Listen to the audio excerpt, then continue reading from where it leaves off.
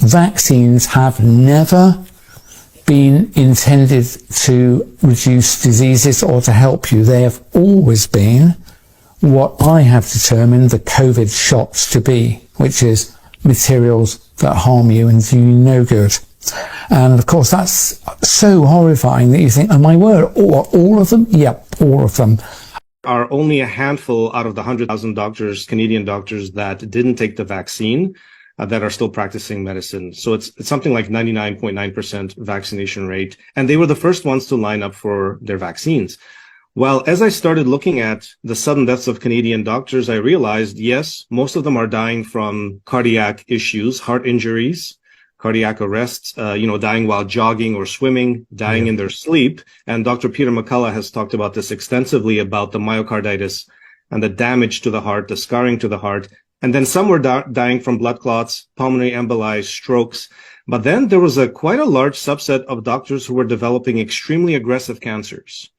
And cancers at an age that they shouldn't be getting. So, for example, there was a doctor who developed gastric cancer in his 30s. Presented at stage 4, he was dead in less than a year. Very rare brain cancers in young individuals in their 20s and 30s, medical students, medical residents. And these cancers would always present at stage 4, and they would always kill them in a matter of a few months, and it was always less than a year. And, at first I didn't know, what the term for this was or what the phenomenon was. I just started, really paying attention to it, tracking it. I then, realized that this is being called turbo cancer by people on social media. Turbo cancer is not a medical term, but it's a term that people came up with to really describe the extremely aggressive nature of these cancers in the COVID vaccinated. And these cancers behave completely differently, unlike anything I've seen before in my career. And I've diagnosed over 20,000 cancer patients. And so when they said to us, my child regressed after a vaccine, my feeling was we had to take that very, very seriously. That we had to prove, until proven otherwise, there was merit to their story.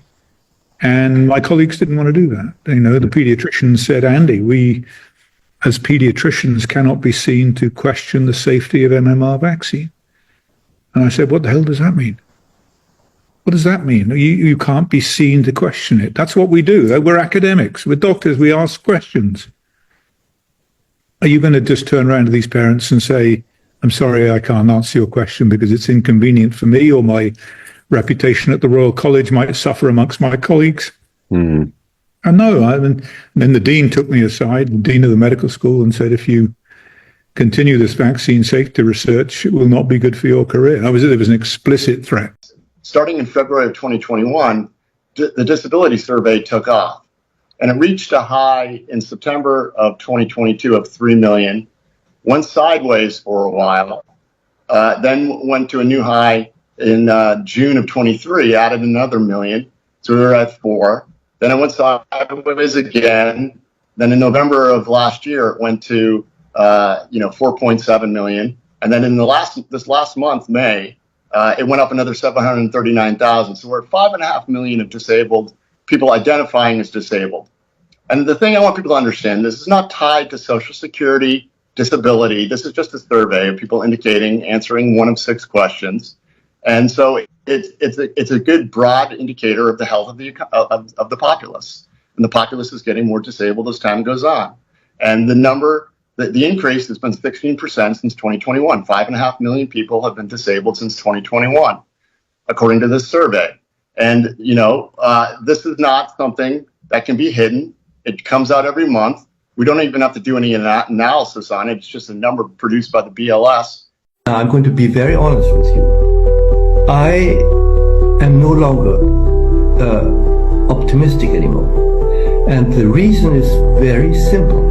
The reason is because I'm afraid that these RNA vaccines, mod RNA vaccines, whatever you want to call them, have already done their job. And what their job has been, and this is incredible, was not even known to the planners because they didn't realize that what they were doing. But it is what I said years ago, that the vessels throughout the body are going to be attacked. top to toe. This is something that never happens in any disease, okay? Systemic, meaning